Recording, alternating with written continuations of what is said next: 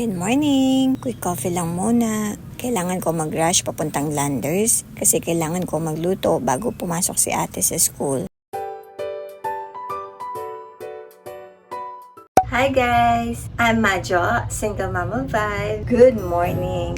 So ayan, ngayon mag-grocery lang tayo ng quick grocery shopping bago pumasok si ate Ina, ang aking teenager. Kailangan kong makaluto bago siya umalis, bago pumasok sa school. Magkape lang tayo and aalis na. Sa Landers lang, saglit lang. May mga mapapanood kayo na video, yung mga luma kong mga past video ko kung bakit ako namimili sa Landers kasi dahil sa mga meats, yung mga usually na pinapamili ko doon. Minsan sa SNR din. Habang nagkakape na ako, ihanda ko na yung mga eco bag. Sanay na rin ako may dalang eco bag. Basura sa pag-pack sa grocery. Sinasonrox ko pa ito eh. Bago ko siya binabalik dito sa plastic. Sonrox, tapos papatuyuin. Okay, ready na. Bawal tayo mag-film sa mga groceries, no? So, dito na lang tayo mag-haul na lang ako ng mga pinamili. Ayan na. Nakahiga pa ako sa sofa. Nandiyan na ang ating Grab. Alis na tayo. Patayin natin. Patayin natin ilaw. Tulog pa ang mga bata. Ayan ang ating eco bag.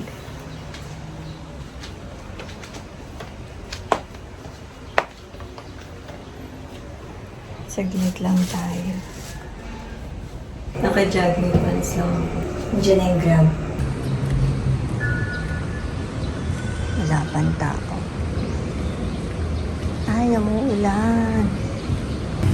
Ayan. Ayan na yung Grab.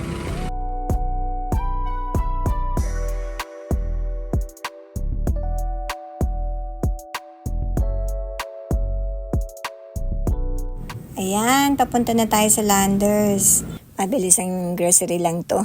Pang breakfast at lunch, kailangan kong makauwi agad para makapagluto pa before school time. Ayan na ang ating cart update. Hi guys! Ayan, nasa bahay na tayo and magluluto ako ng breakfast kasi si Ina ay para maka-breakfast na siya. Anong gagawin mo? Ito, nagluluto na ako ng ham. Ayan. Naghahanap na ng food si ate. Maligo ka na muna para kakain ka na lang pagkatapos. And ipatibaon mo. Ayusin ko na. And balak kong lutuin ngayon para madali. Madalian to eh. Chicken fillet. Pero ngayon, magluto muna ako ng ham. Para magkainin na siya. Ang sarap tong ham na to. Para siyang totoong ham. Meron doon peke na ham. Ayan o, para siyang totoong meat. Ayan, nagsalang agad ako, maiingay pala. Ayun ako, mahirapan ng pulita. Easy ang morning natin. Walang morning na hindi busy ang mga mamshi. Pagkatapos nating magluto ng breakfast, kailangan alam na natin yung lunch, no? Kailangan may naka-ready na tayo. Yung isip natin, tsaka yung lulutuin natin for lunch, no? Habang nagbe-breakfast tayo, nakala mo nagmumuni-muni lang sa table. Habang nagbe-breakfast, nag-iisip na yan ng lulutuin for lunch. Ganun tayo, no? Pero ngayon, kaya ako gusto ko lang talaga at nagustuhan naman ng pamilya na mga niluluto ko na mga madali ang luto. Sa madalat salita ay pachamba. Pachamba. Dati talaga, hindi talaga ako maalis sa luto. Hindi ako marunong. Puro pagkikita ng pera ang alam ko dati. Puro hanap buhay. Simple breakfast muna for ate bago siya pumasok. Nag-prepare na rin ako ng chicken fillet with veggie for lunch. Para ready na mamaya.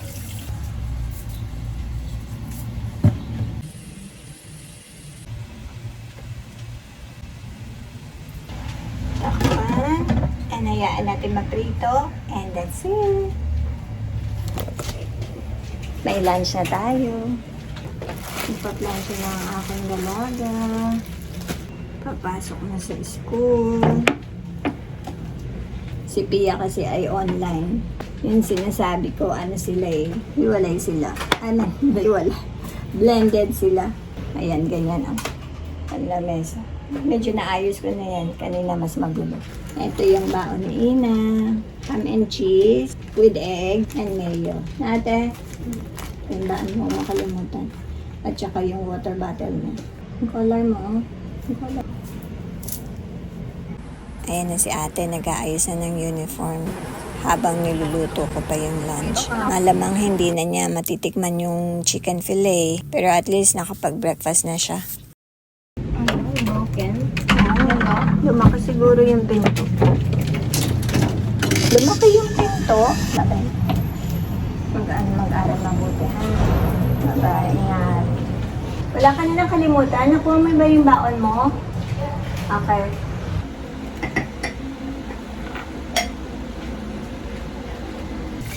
Siyempre, pagkatapos kumain, tapos ang almusal, pasok ang estudyante, maraming hugasin naman.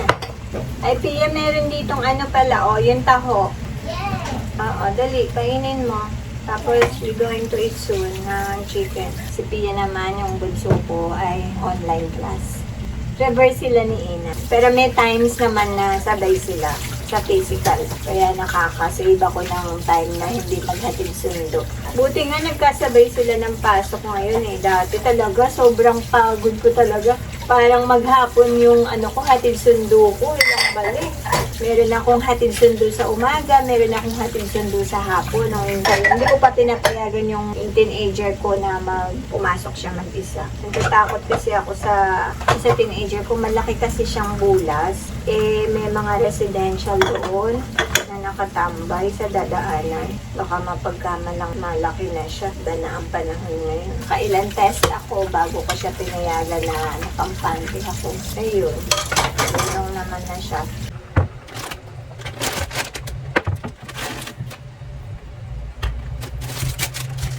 Lalagyan ko ng sauce yung kalahati ng pinirito ko. Yung fried chicken fillet.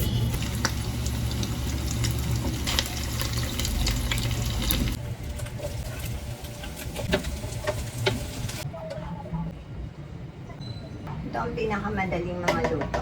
Ginisang gulay, prituhin mo na, maaga pa lang, takpan mo, tapos prito. Good na. So, ayan lang yung mga mix natin. Ito palagi namin binibili sa Landals naman itong dalawang pork sinigang. Ginagawa ko pang kaldereta yung isa, and yung isa ay pang sinigang. Tapos pag konti lang yung mix niya, more on buto, dinadagdagan ko na ng malaman na mix.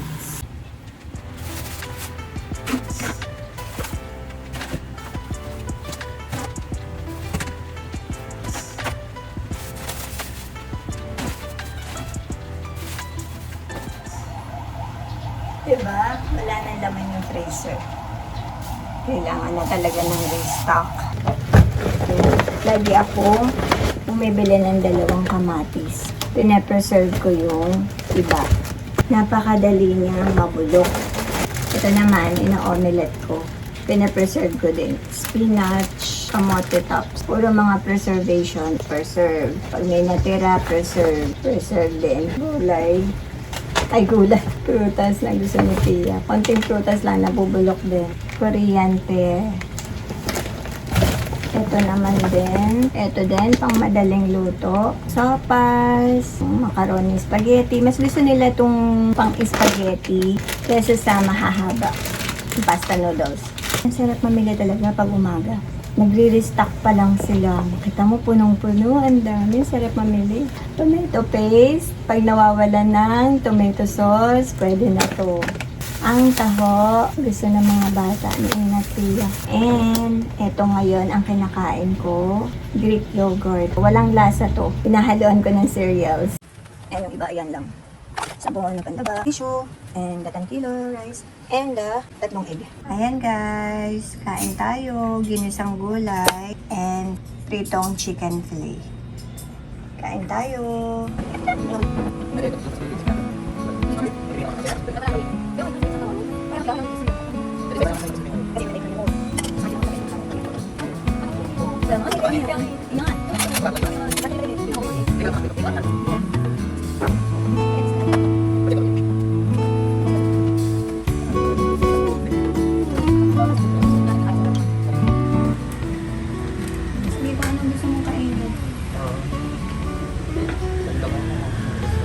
isang kakasaya. Gawin mo.